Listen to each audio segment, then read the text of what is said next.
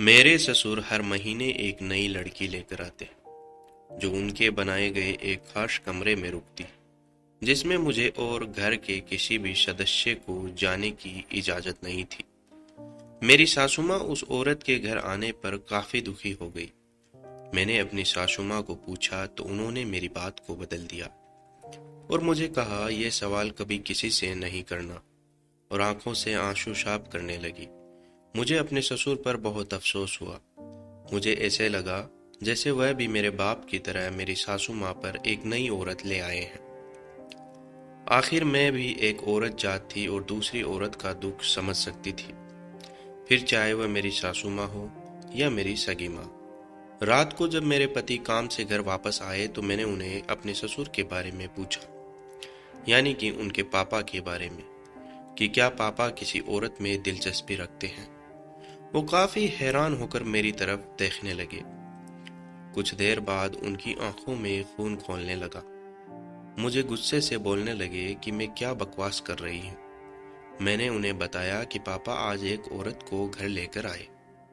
मेरे पति को मेरी बात पर यकीन नहीं आया और उन्होंने मुझे बुरा भला कहना शुरू कर दिया कि मैं अपने हद तक बर्दाश्त कर सकता था, लेकिन मेरे पापा के ऊपर एक भी इल्जाम मत लगाना। मैं अपने पति की तरफ देखने लगी और यकीन दिलाने की कोशिश की कि मैं झूठ नहीं बोल रही। मेरे पति को मेरी किसी बात पर यकीन नहीं हुआ। मुझे वह वक्त याद आ गया जब मैं अपने पति की किसी बात का यकीन नहीं करती थी और वो मुझे अपनी सफाइयां देते नहीं थकते थे। अब मुझे समझ आ रहा था कि किसी को अपना यकीन दिलवाना कितना मुश्किल काम है। मैं अपनी सुबह जब उठकर नीचे गई तो वह औरत मुझे कहीं भी नजर नहीं आ रही थी। न जाने ऐसा क्या होता था, जो औरत घर आती थी वह रातों रात गायब हो जाती थी। मैं अपनी सासू माँ से पूछती तो वह कहती लड़कियां झाड़ फूंक करवाने आती है, लेकिन मैंने कभी किसी लड़की को घर से बाहर निकलते हुए नहीं देखा था। अब तो जैसे ये हर महीने का काम बन गया था। हर महीने एक नई औरत घर आती और अगले दिन वह कहीं भी नजर नहीं आती। मेरे ससुर काफी कपड़े और कई खास चीजें उस कमरे में लेकर जाते थे। मुझे अपनी सासू माँ पर अफसोस होता था कि वह ये सब कैसे बर्दाश्त कर रही हैं। उसकी जगह अगर मैं होती तो शायद कभी बर्दाश्त नहीं कर पाती। न जाने कब से यह सब चल रहा। एक दिन मैंने अपने ससुर को बदकिरदार न जाने क्या क्या कह दिया। सारा गुस्सा उन पर उतार दिया। घर पर कोई नहीं था, जिस वजह से किसी को मेरी आवाज सुनाई नहीं दी। लेकिन हैरत की बात यह थी कि मेरे ससुर ने कोई भी जवाबी कार्रवाई नहीं की। वक्त का काम है गुजरना, तो वह गुजर ही जाता है। इन कुछ महीनों में जो अजीब बात थी वह ये थी कि मेरी सासू माँ महीने के आखिरी तारीख को एक मिठाई का डब्बा उस कमरे में लेकर जाती और फिर वापस आ जाती। एक रात मेरा पति घर पर नहीं था और मेरी सासू माँ को कोई काम था। तभी सासू माँ ने मुझे मिठाई पकड़ाई और कहा कि ससुर के कमरे में दे आओ। इससे पहले मुझे उस कमरे में जाने की इजाजत नहीं थी। जैसे ही अंदर गई तो जान निकल गई। वहां तो मेरी तरह की कई लड़कियां थीं। मैं हैरत से सबको देखने लगी। हैरानगी इस बात की थी कि सभी कोई न कोई काम कर रही थी। कमरा हॉल नुमा था। इतना बड़ा कमरा घर में और कहीं नहीं था। एक तरफ कुछ बिस्तर लगे हुए थे तो दूसरी तरफ कुछ कपड़े सिलने की मशीनें और कढ़ाई का सामान पड़ा हुआ। मेरे अंदर जाने पर सब ने मेरी तरफ मुड़कर देखा तो मैं एकदम घबरा गई। मुझे समझ नहीं आ रहा था कि यह सब हो क्या रहा है। वहां बैठी औरतें सब आपस में बातें करने लगी। मुझे दरवाजे पर खड़ा देखकर उनमें से एक बड़ी औरत मेरे पास आई और मेरा हाथ पकड़कर मुझे अंदर ले गई। उस बड़ी औरत ने मेरी बहुत इज्जत की। मेरे हाथ में जो मिठाई का डब्बा था उसमें से एक मिठाई का टुकड़ा निकाला और मुझे खिला दिया। मैं अचंभित होकर सबकी तरफ देखने लगी। सबने मेरा हौसला बढ़ाया और कहा कि आप परेशान ना हो, हम भी तुम्हारी तरह ही घर से बेघर हुई लड़कियां हैं। हम में से कुछ तलाक लगी हुई लड़कियां हैं और कुछ विधवा, और कुछ ऐसी हैं जिनके साथ कुछ बुरे लोगों ने जुल्म करके उन्हें छोड़ दिया। और इसलिए अंकल हमें यहाँ ले आते हैं और हमें काम देते हैं, और इसी काम से हम अंकल से कुछ पैसे लेते हैं और अपने बच्चों को पालते हैं।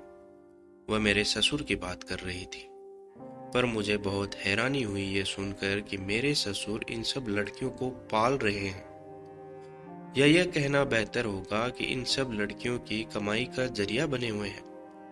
मैं बड़ी औरत से अपना हाथ छुड़ाकर भाग के नीचे आ गई। सामने से मेरे ससुर ने मुझे कमरे के अंदर से बाहर आते हुए देख लिया था। मेरी नज़र जब मेरे ससुर पर पड़ी तो मैं अपनी जगह रुक गई, क्योंकि मेरे ससुर बहुत गुस्से में लग रहे थे। मेरे ससुर ने मेरी सास को गुस्से से आवाज़ दी। मेरी सास बाहर आई तो मेरे ससुर ने मेरे उस कमरे में जाने की वजह पूछी, तो मेरी सास ने कहा कि उन्होंने ही मुझे भेजा था। मैं रोते हुए अपने ससुर के कदमों में बैठ गई और ऊंची आवाज में रो दी। मेरे ससुर और सास एकदम से घबरा गए। इतनी देर में मेरे पति भी वहां आ गए और मुझे ऐसे रोते हुए देख वह भी परेशान हो गए। मेरे पति ने मेरी सास ससुर से मेरे रोने की वजह पूछी, तो मेरी सास ने सारी बात मेरे पति को बता दी।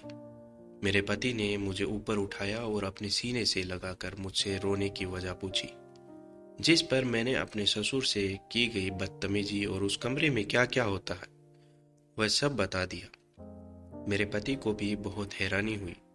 फिर उसने अपने पापा को देखा और उनके गले से लग गया। मेरी सास भी रोने लगी। मेरे पति ने मुझसे पूछा कि तुमने पापा पर शक क्यों किया, तो मैंने उन्हें बताया कि मैं जब सासू माँ को उस औरत के बारे में पूछती तो वह रो देती थी, इसलिए मुझे ससुर पर शक होता था। लेकिन मुझे बहुत अफसोस हुआ जब उन्होंने मुझे बताया कि मेरी कोई बेटी नहीं है और तुम्हारे ससुर को बेटियां बहुत पसंद है। वह जब इन बच्चियों को घर लेकर आते थे तो मुझे इनके माँ बाप पर बहुत अफसोस होता था कि हमारे पास बेटियां ही नहीं हैं। हमें तो कितनी कमी महसूस होती है और जिनके पास है उन्हें उनकी कदर नहीं है। मैंने अपने ससुर से माफ़ी मांगी और उनसे बोला कि इन सब औरतों के लिए अगर मैं कुछ कर सकती हूँ तो मुझे बताइएगा। मेरे ससुर ने दिल बड़ा करते हुए मुझे माफ़ कर दिया। साथ साथ ही मुझे उन औरतों को पढ़ाने की नौकरी दी। मैं तो जैसे खुश ही हो गई। मैंने अपने ससुर से पूछा कि ये सब छुपाने की क्या ज़रूरत थी, तो मेरे ससुर ने कहा मैं नेकी कर रहा था और हुक्म तो ऐसा है कि दाएं हाथ से अगर किसी को कुछ दो तो बाएं हाथ को खबर भी न होने दो। और मेरी सास को इसलिए बताया था ताकि वह मेरे ससुर पर शक ना कर सके और उनके रिश्ते में कोई दरार ना आए। दोस्तों, आपको ये कहानी कैसी लगी कमेंट करके ज़रूर बताइएगा। ये इस कहानी का अंतिम भाग था। उम्मीद करता हूँ आपको ये कहानी ज़रूर पसंद आई होगी। जो लोग चैनल पर नए हैं चैनल को सब्सक्राइब कीजिए और जिन्होंने ऑलरेडी कर दिया है उनका तहे दिल से शुक्रिया अदा। धन्यवाद।